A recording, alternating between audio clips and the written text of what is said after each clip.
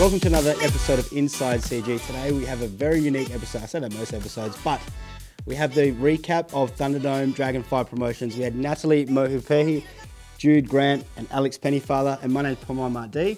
I hope you enjoy this episode. It's going to be fireworks.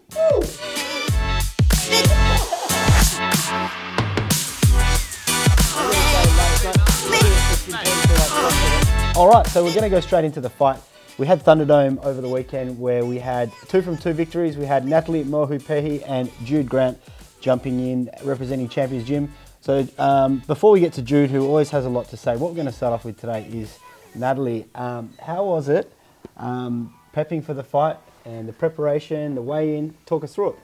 I thought I had a solid team behind me to get my prep underway. I never felt led astray. I thought I approached it with a motivated and dedicated mindset. So, no, I thought that the structured training program was easy and well structured to follow, and aligning with that, my nutrition I think was really important. I had a lot of good mentors around me and fellow fighters who gave me good pointers. So I found that coming back down to weight was quite easy actually. So I woke up on the morning on weight. There was no need to dehydrate. I felt energized and ready. And yeah, I thought my mental preparation leading into that fight was really good. Well prepared. Awesome, Nat. And tell us a little bit more about the people watching. We didn't really touch on this leading up to the fight. What's your background before you started boxing, and how did you get into boxing? I only started boxing a couple of years ago just for fitness. So I've touched on this before. I used to play netball, coming back from injury, I decided to do something a little bit different other than running to take the pressure off my knees. So I started hitting pads with a friend of mine, and kind of grew a love for it a bit more than I actually liked netball. I enjoyed training with the male sex rather than training with females all the time. It can get quite frustrating. And yeah, just a different form of power, and I love power and striking. So decided to join Champions Gym. Give it a crack. Awesome, that's amazing. And Alex, let's talk about the structured training, the program you followed for Nat. I know you did a lot of extracurricular training outside of your normal training classes with Nat to get her ready. How are you feeling as a coach? First pro debut sort of thing, trained by you. How have you found it? It's a different experience, obviously, but she made it really easy. She asked me just write up a schedule and I'll stick to it.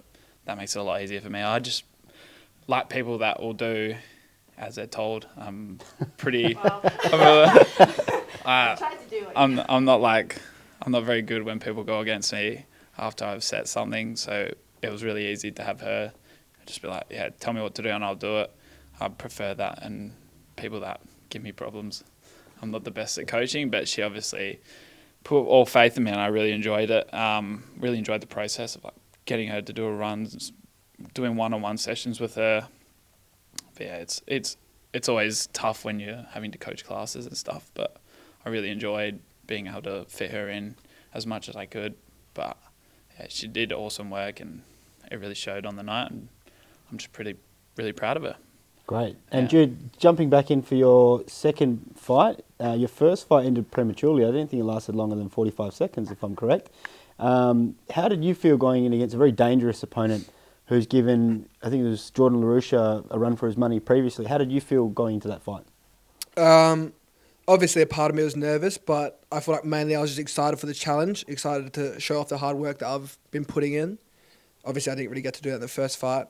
But yeah, I feel like I just really try to stay positive and always look at the good side of things rather than worry about his power and stuff. Try to take it away from him and put in a clinical performance. Mm-hmm. Great. Let's just rewind to that first fight that you had, and it was your pro debut. There was big buzz about it. You've 8 or 9 amateur fights undefeated. How was it going into a fight that lasted 40 odd seconds? It was it was disappointing at first. I felt like I really enjoyed it. Like when I enjoyed it under the bright lights. I felt really comfortable in there. Obviously, I was still adjusting to like the pro game, but it was just like a shame for it to end, as you said, so prematurely. So it was just good to get like a full 4 rounds in with an opponent. I feel like that's what I really like took away from this performance. Like I was like when I first dropped him in the first round, I was a little bit worried. Like obviously I was excited, but then I was like, fuck, like please don't let this happen again. So then in a way I'm sort of glad he got back up and I was able to, I guess, express myself a bit more in the ring. Mm. And how do you, like, we'll ask that question a bit later on, how do you rate your performance out of 10? But we'll save that for the viewers towards the end. If we come back to Nat, I wanted to just, talk about, the weigh-in, you seem to have a very cool, calm, collected nature about you for you fought once before in the Masters and I wasn't around, but physically there to see your before, everyone gets pre-fight jitters. But one thing I noticed leading up, following the weigh-in, always smiling, always happy, got a good group of people that keep you kind of grounded. Like, how do you develop that? Is that your background in netball? Because you play netball. Tell us that you played high-level netball. Does that translate across the boxing game? I think when you're on a stage or you're on a platform where you have all this pressure to perform at your peak, you have to find ways to regulate your stress. And for me, it's always been through humour and having a positive attitude. So if I'm not laughing, if I'm not smiling, and I'm not kind of regulating those stressful indicators, and I'm not saying that I'm not stressed, I feel like you'd be silly not to be nervous before a fight. But the way that I kind of regulate those emotions and channel my energy is through just having a positive attitude. So I think you need to smile, you need to have fun, you need to enjoy the moment. And if you're not being present in the moment, you can have self-negative, doubtful thoughts, which, quite frequently pop up in your head. So I think it's important that you are acutely aware of how your mind operates, and then use it to your advantage. So when I step into the ring, like, it's going to be uplifting and it's going to be exciting, and I can't wait to get in there. And that's the same kind of attitude that I want to foster throughout that whole fight week. So it would be silly to say that nerves don't exist, but it's channeling those nerves into excitement rather than fear. Yes, absolutely. And it's one of those things when we talk about fighting, whether it's people starting out or having their first couple of fights, people always they get freaked out, they talk themselves out of it. And I was always like reminding the people to be excited because it's important to them, and it's not a case of like nervous that they have to doubt themselves or that they can't do it. So that's really important that you've learned to harness that at this level, because a lot of people through my years of coaching experience, they just go, nah, it's too hard and I'm out, or they'll get injured or they'll come up with some excuse. Alex? Like, my biggest thing for, like, when I have someone fighting is always, like, enjoy yourself. Like, this doesn't happen all the time. Like, it's like, my one thing before they go out and fight is have fun. Because, like, fighting is a very unique experience. It's like, she does it royal. Like, she goes out, just has fun, moves around. Okay, Jude does it too. Jude did it really well. He just took it to him, had fun, enjoyed it. There's no real point in, like, I don't know how to put it, not overthinking it and, like, letting it overwhelm you with, like, fear. Because a lot of times that can happen and people can tense up and get nervous. But these two, like, shows super well that they can just go out, enjoy themselves, and, like, just take it to the other person rather than letting themselves be overcome with fear. It's like, that will always be my number one. It was always what I was told from when I started boxing is just have fun, enjoy it.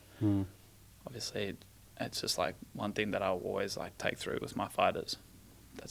And I just think these two do it super well, rather than being scared of the spotlight. These two kind of bloom in the spotlight. Oh, that's great. It's good to know. And I guess I was going to go into Jude. He's a little bit of a different. He's a bit like a shark in the shallows. I notice sometimes leading up to fights. You had 12 fights now, Jude, across Muay Thai and boxing. 13. 13. Sorry, I stand corrected. But Jude's a little bit different to that. Maybe he doesn't smile or talk as much. There's a lot of deep breathing. But like Jude, I've mentored and coached you from amateur level. What is the things that go through your mind, or the things that you've noticed have changed from when you were starting to now? I feel like my prep is almost like reversed to Nat. Like as like everybody knows me knows, I'm like a very like jovial person. I like to have a laugh and stuff. So I feel like during fight camp, I like really have to zero in to like almost like I guess a primal my primal instincts. Like I'd go away from having fun as much. I still like to.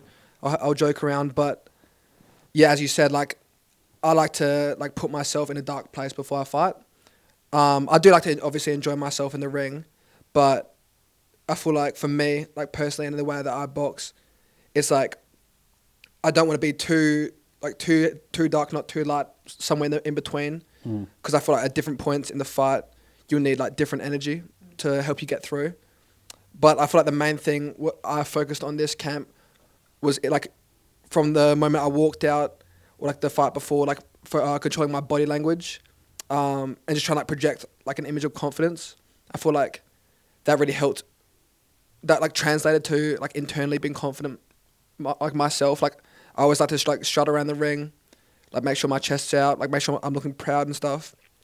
So like I feel like that's really the big shift that I've made since I've been pro. And when you talk about dark place, describe it to us. What does it look like? How does it feel? In my head, I question everything. I remind myself like why I'm doing it, like what I'm doing, like who I'm doing it for, and I like remind myself that this person's trying to take everything that I've like earned away from me. So I feel like my mentality in there is like really kill or be killed, but at the same time I like to put on a show whilst trying to hunt them down. Very good, and cool to know, man. So if we come back to Nat, let's talk about the fight. How did you feel going in there when you stepped into the ring? Like, what was the emotions and stuff going through your mind? I felt extremely excited. I felt quite at home as well. Was going back to like the jovial kind of feeling. When I step into the ring, it's not a joke to me. Like I find it like I take it extremely seriously. But the fact that I approach it the way I do is more so like an attitude of you can't touch me, there's nothing that you can do that's going to take me off of my, desire to beat you up. But it's like a kind of feeling of whatever comes at me, I'm going to be unfazed, and it's going to help with the clarity in the direction that I want to take the fight. So as soon as I step into the ring, I just have a sense of calm and belonging. Like, that's my ring, you're not going to take it away from me. Like, I own this, every ounce of this space, and you're stepping into my area, and I'm going to own it. So yeah, that's my feeling going into the ring. It's a bad bitch. Beat you up. Good luck. And I love that, because that's exactly how I used to see the ring myself, and I'm a control freak. So yeah, it was like, this is my place now, and you're here, and now yeah, we're going to sort it out. Yeah. So that's and great. and no disrespect to you. I'll always respect you and respect my opponent, and show sportsmanship in that ring. But you have to take ownership of it. Like, you're the one in there controlling it. It's my space. Yeah. Love it. And let's go play by play. Alex, round one, tell us how you thought. How was round one? And then come back to the corner. Nerve-wracking, nearly lost my voice. Describe it, because not everyone has seen the fight. So she came out, honestly, stuck to the game plan. I told her, stay long, keep it long, because she had the height advantage. She has the athleticism to stay long and just keep her out of range. I told her to do that. She did it well in the first round. Like, it was going to plan. Everyone said, killed the first round, definitely won that. And then she came back to the corner. I said, keep doing the same thing. And sometimes it either clicks in your head. That Okay, pause there for a second. What were you thinking in the corner? Do you recall what he told you? I don't remember anything. Okay. That's what I wanted to ask. yeah, go on, keep going. Yeah, so obviously I need to calm it down before I give her more advice. But yeah, second round, she came out. The girl had more of she obviously got hyped up by her team, and she came out swinging, so she was putting the pressure on. A few things I have seen in that like, we've tried to work on. Obviously, a lot of boxers do it. It's like put your chin up now and then and drop your hands, and that can become quite. It's very bad for boxing. You want to try and keep, especially when it comes to pros, because the smaller gloves, no headgear, so it hurts more to get hit. So I wanted it to keep tight guard, but everything just started getting loose. Like even you were turning to me and going, "She needs to bring her hands up, needs to tuck her chin in," and we were all shouting in the corner. Yeah, I started slamming the table, the ring, but yeah, it obviously started to lose my voice, but no, it was really enjoyable to watch, but yeah, can get frustrating because I've been there before. I've had the same thing shouted at me before, and you're in the ring, you're just going, not even thinking about it, and just going, I just want to hit this person, and then you kind of go into survival mode sometimes. But it's like once she got back to the corner, calmed her down a little bit, she still did the same thing a little bit in round 3. I tried to tell her, but once we got to round 4, I was just like, when she grabs onto you, I literally told her, I was like, push her off you, and I shoved Nat, and she looked at me with like a look of astonishment. I was like, just shove her off and hit her, get that space, and just, okay, give yourself that space, take a couple steps back. And you were saying to me as well, just tell her to take 2 or 3 steps back and unload, because that's where she was doing most damage. So I was like, just push her off if she tries to grab you, because you're just letting her lie on top of you and wow down on you. So I was like, just push her off, get your range, and then attack her. Mm-hmm. Which she did really well in the last round. Like, she did a fair few times, and it was really impressive to see her come back and show that grit. I know she had Rick in her ear, hyping her up a little bit. I didn't know what exactly he said. I don't know if I want to. Probably a little bit of profanity, but it was whatever he said. Got her hyped up, which was good. But yeah, it was really enjoyable to watch. I don't think I've ever been so nervous, and I've never had my heart race so much. Not even when I was fighting. When I fight, my heart doesn't race that much. But yeah, it was really enjoyable to watch. Really good experience for me to be able to get a fighter in the ring, and she did an awesome job, and can't be more proud of her. So great. And meanwhile, when Nat was jumping out the ring and high-fiving, and everyone's getting photos and doing shoeies. No, I don't know if we're doing that part up. Jude was out in the stands. Jude, what was going through your mind in that time? Because you still had 3 or 4 fights. And wait a sec before you say anything. It's deep. It's dark. You just watch your teammate win. Did you watch any of that fight? Yeah. So I was telling myself I wasn't going to go out there because I just didn't want to have to think about it just in case something happened or whatever. But I went out there and I was like, okay, I'm not going to cheer. But I ended up the same, nearly losing my voice, screaming, jumping up and down, along with Devin Lucy. Devin lost his voice at various points. He's boxing someone up there himself. Oh yeah, yeah. So yeah, we were going pretty crazy. The whole crowd was, to be honest. And she had a big support group as well. So it was us versus them. So I was like, I'm not letting them scream louder than me. I've got a loud voice. Yeah, honestly, it was such an emotional roller coaster. I was at various points I was so pumped up, and then by the end of it, I was just dead. I had such a big adrenaline dump, but it was just awesome to watch.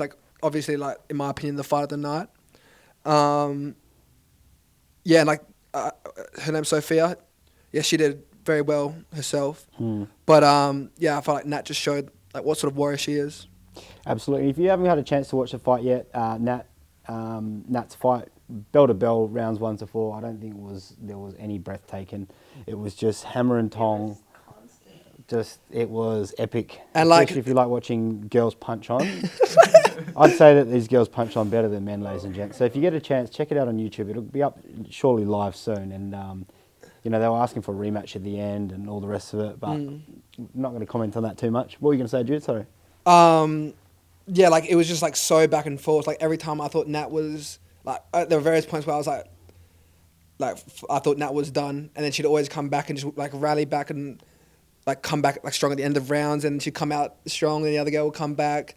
It was just like so back and forth, and like really, like I feel like it's a real like baptism of fire for both girls, but it just shows like what sort of like potential Nat has. The fact that she came away with a win, and I feel like as much as it was a good fight, I feel like next time make it a little bit easier yourself, please. Wait, what do you mean by that? Boxing move, hit and don't get hit. Yeah.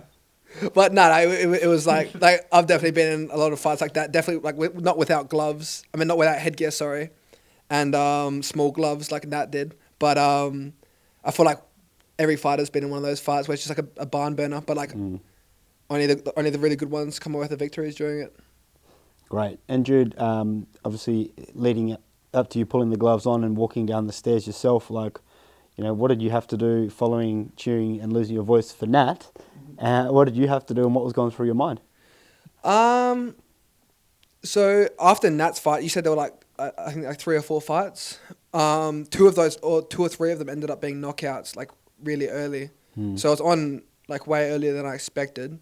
But I didn't feel like any really sort of way. I was sick that whole week, so I was trying to like mellow myself out. If you remember, I actually like couldn't breathe before I went out, so we were all like searching for my puffer, and that made me even more stressed. But yeah, like Pamon ended up finding it, but I feel like I don't really like get comfortable until I hear my walkout music and I'm about to walk out. Then I just like hit my stride and go in. Cool. How did you feel, P? Because you've brought him up all throughout his boxing. I know you've been managing him, and like in the corner and beforehand, I know you get very energetic and very loud. So I want to know how you felt leading up to this fight for him. Yeah, good question. Thanks for asking. I think the big thing for me is always I'm the biggest supporter of the people that are my fighter. So I'm always going to be the shouting the loudest, clapping the loudest, because like I don't give a fuck at the end of the day. I'm there to make sure that I ride them to victory wherever possible. Following Nat's fight, I think it was just important to refocus and regain focus, because if we think of like a central axis point, a lot of time you get thrown off that axis when, you know, Nat's just won an epic fight, and I was like, oh shit, we've got to get Jude ready now, because his is probably going to be another epic one. There's going to be a war. So it was like, okay, pull it back into center, regain clarity, and it was like, Jude, I know Jude, like he's one of those kids, he doesn't say much, and like I can tell when he's nervous, and I know him well because he reminds me a lot of myself when I was fighting, but it's like, you know, just breathe. Do you have any questions? You need help with anything? He's like, nah. And he just puts his headphones in and does his thing. But yeah, it was more just making sure that we just regroup, start from brand new as if Nat hadn't fought, and then just ensure that we warm up and peak at the right time. Because I think when you go in and you hit pads too early, or you start, you know, skipping, and you've got a couple of fights up front and you peak too quickly, your adrenaline dumps soon, and that's not good for when you step into the ring. You know, like I've seen it happen many of the guys that I've coached myself, you know, it happens. You've got auctions, you've got intermissions, and it's a big time waster. Whereas in Jude's case, we're like, oh, you're up next. And we're like, shit, he hasn't even got his gloves on. So we're like, hurry up. Yeah, that was like Joe's fight when we were waiting for like half an hour and we thought we were on fire. That was ridiculous. Yeah. And just quickly, before we jump to Jude and his recap of the fight, Nat, tell us, you went from getting out the ring, everyone's like, woo. How did you feel when you got up the stairs and you see Jude in that like dark corner, just to himself, head down, listening to music? I thought, this dude is focused. Ah. I was like, there's nothing that's going to shake this kid. And I could hear him in the crowd. I could hear the crowd while I was fighting was extremely, extremely loud. And the atmosphere was amazing. I've never heard that stadium kind of go off to that level. But there was a few people that I could hear, and Jude's was one of those voices because he's just so loud all the time. Like, shut up. But to finally get back upstairs after seeing all my friends and family, and finally getting upstairs and to see him focused in his element was inspiring, because to watch that caliber of athlete just know what he has to do, and he's so confident in that realm, inspires me to, achieve those same kind of things too. So I walked up and he's incredibly focused. He's ready, despite the fact that he just got told you're on next and his gloves aren't on. You said you're a little bit nervous. I didn't see that at all.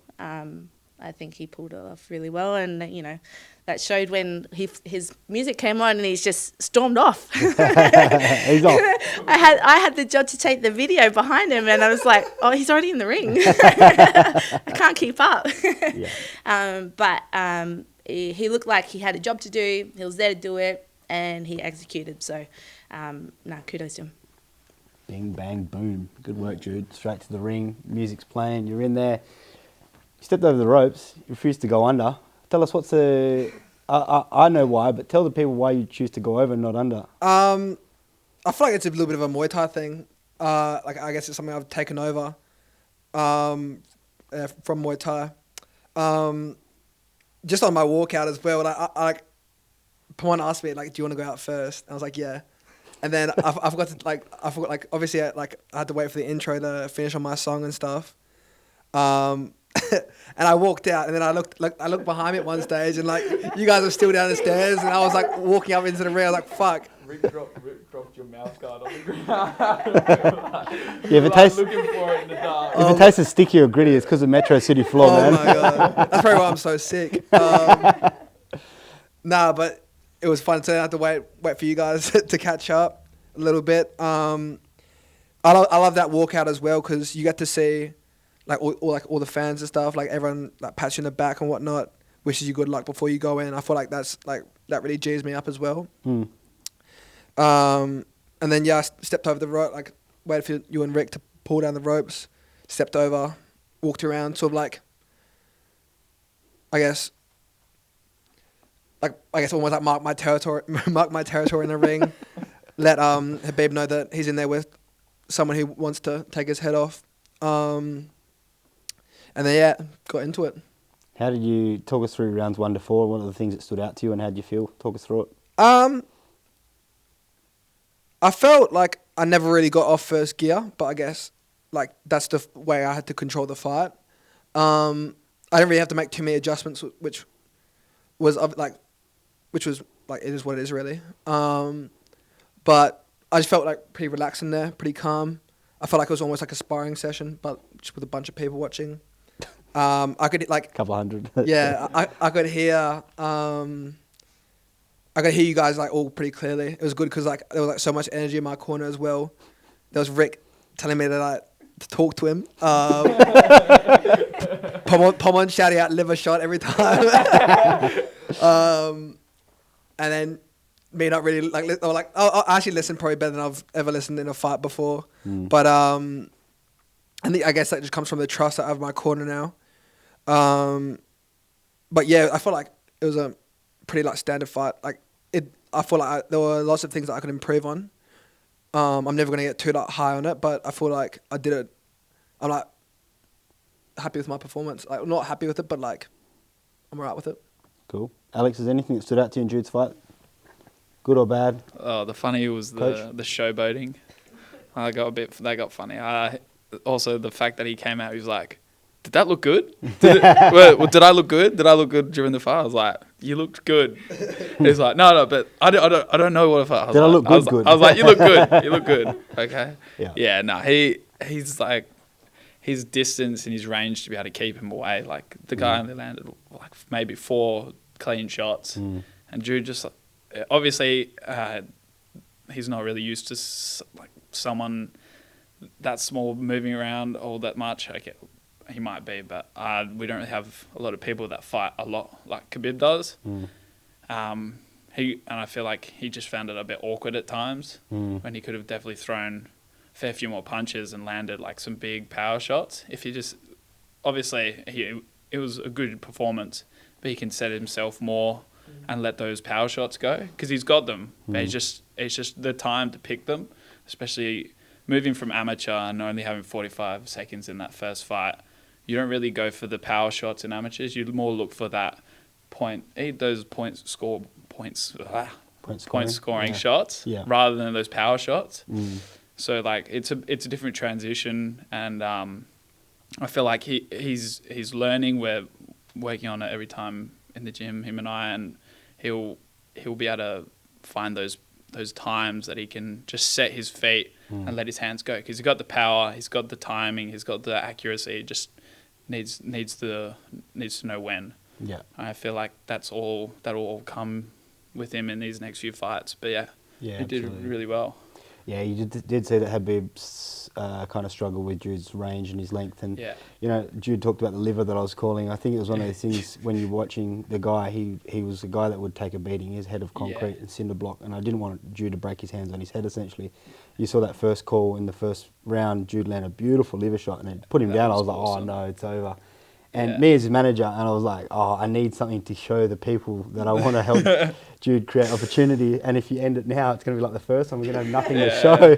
So the reason I kept calling liver was like, it came to a point around 3 and 4. I was like, Jude, put him away if you can now, so we can put a bit of a slow-mo reel together. But credit to the other guy, man. He had a hard head and he shelled up a lot of the time, protecting his vitals. So and a lot of the time, like, fighters won't, even if they feel like they can go on, a lot of the time some fighters won't even get back up.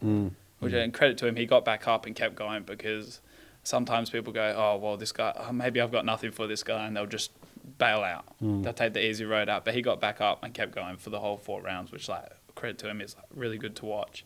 Shows that he's got heart, and that's something you just can't teach in boxing. All right, Jude. Rating out of 10 for yourself in this fight. Tell us. With my expectations, I feel like that was about a 6, 5.5, 6. I feel like it was definitely like a little bit better than the average, but I feel like the rounds I put in when sparring and stuff, I feel like I definitely could have performed better. But I'm like decently happy with it. One thing you'd do differently if you could have done it again? Only one thing? I guess.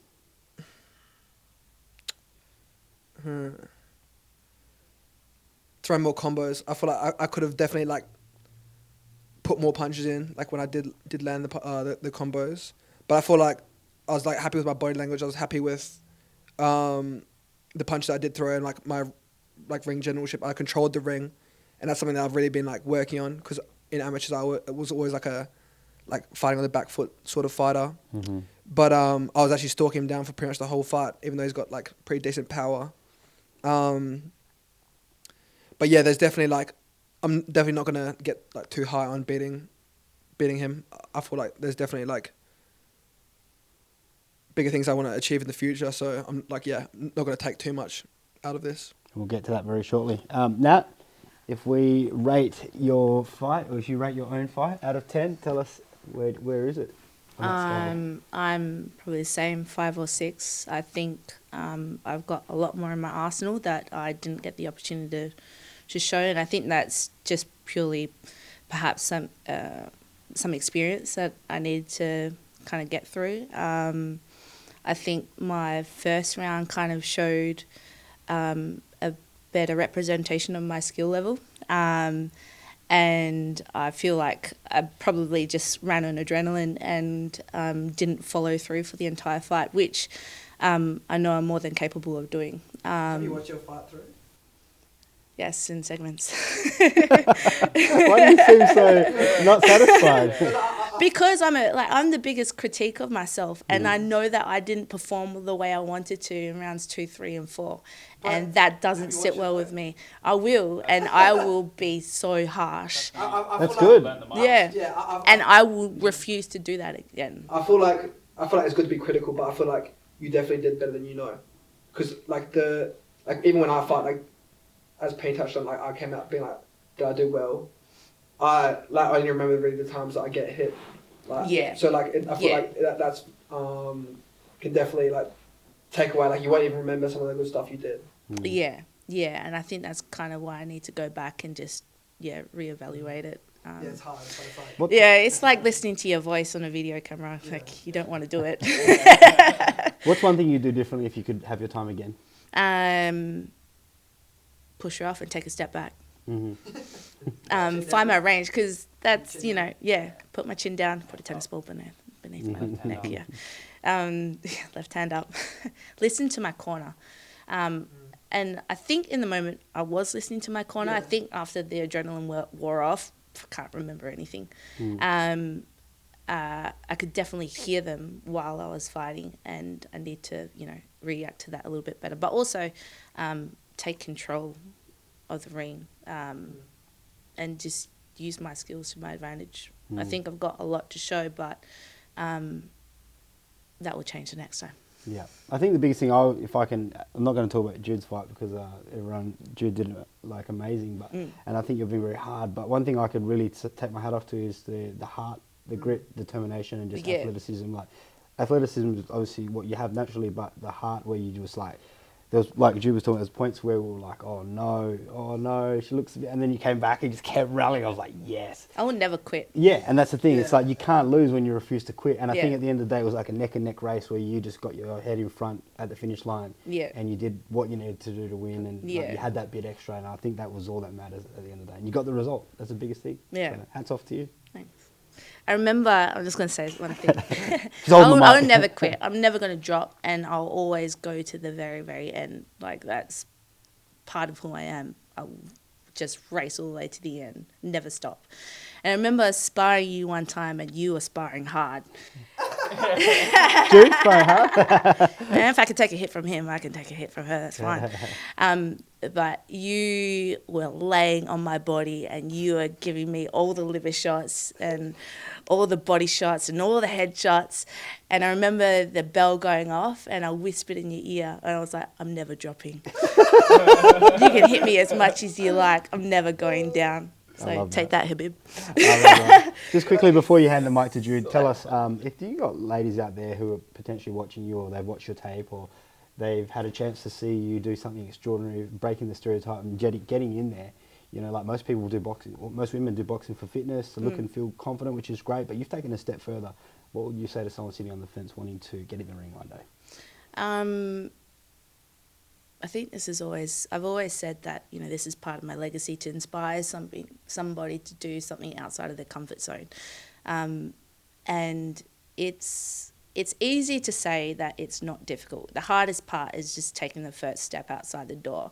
But if you've got leaders in front of you, you've got female representation in front of you that is willing to take that first step for you and show you just how easy or that there is a pathway, that it is accessible, then my job is done. If I can inspire the next generation to get out there and give it a crack, and you don't have to fight, you don't have to jump into the ring, you don't have to spar, you can just, hit some pad work or make new friends. Or hit Jude. That's so satisfying. That's great.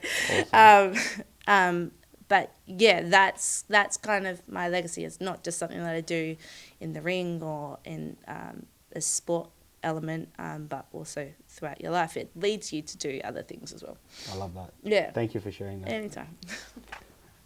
Were you going to say something? Yeah. Oh, sorry. Go on. Yeah, so Nat actually touched on this, like, I guess the fact that she never wanted to quit, and she gave a little bit of anecdotal evidence. But yeah, that was like one thing. Like when I heard Nat was fighting, I had no qualms about it at all. I feel like I know what sort of like person she is. Like I see a lot of similarity to myself. She likes to talk the talk and walk the walk, as well as I do. And yeah, like in the times where I have sparred her, it's like she's always shown like heart. Like I've never seen her like take a backward step, even like if she does take a backward step, I mean like metaphorically. She's always like, I feel like puts her body and heart on the line. I feel like that's something like, that's like really, really like commendable. And that's like the biggest thing that like, I feel like fighters need to develop. Just like have that attitude where like you're just like ultimately competitive and like have a strong drive and have a reason why like she picked her reason like to be a leader for the next generation of female fighters. And she said that in the ring afterwards, which was pretty awesome as well. Yeah. But yeah, like definitely with Nat, I feel like she was quite like inspirational to me as well, because I could like see how like I could see her transform into like someone who like day to day is like a nice like friendly person, to like a killer in the ring, or to like a warrior. Yeah, which is pretty awesome. Awesome. Alex, anything you want to add before we wrap it up? Well, my question was more for you. Oh, okay. And it was more like, I know you've been a coach of this gym and at your dad's gym, and you've had fighters and you've cornered and you've been in their training camp and you've taken people to the top level, and now like you're kind of handing the reins over. I'm just like wondering how you feel a little bit for the boxing team handing the reins over to other people to kind of take your fighters in and represent your gym and like represent your name, because it does get thrown a lot around in the boxing community, your name, because everyone knows Champion Gym, Pamon Mate.